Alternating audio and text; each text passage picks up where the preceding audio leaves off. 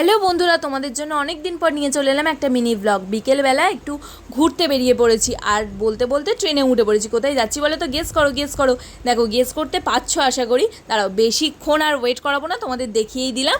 আমি কিন্তু প্রিন্সেপ ঘাট গিয়েছিলাম, আর অনেক দিন পর এত সুন্দর একটা টাইম স্পেন্ড করলাম, কি আর বলবো।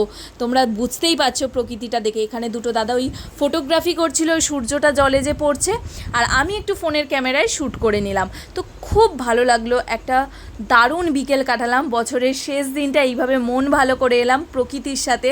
আর অনেকটা বড় এরিয়া, তো মানে ঘুরতে ঘুরতে আর কি বলবো, পায়ে ব্যথা হয়ে যাচ্ছিল।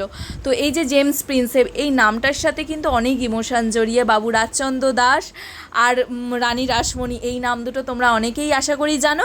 তো বলতে বলতে অনেকটা ঘোরাঘুরি করার পর সন্ধে হয়ে গিয়েছিল, কারণ অনেকটা এরিয়া বুঝতেই পারছো। তারপরে গঙ্গার ধারের একটু হাওয়া খেয়ে বাড়ি ফেরার উদ্দেশ্যে রওনা হলাম। তোমাদের পুরো ভিডিওটা কেমন লাগলো অবশ্যই কমেন্ট করে জানিও। টাটা।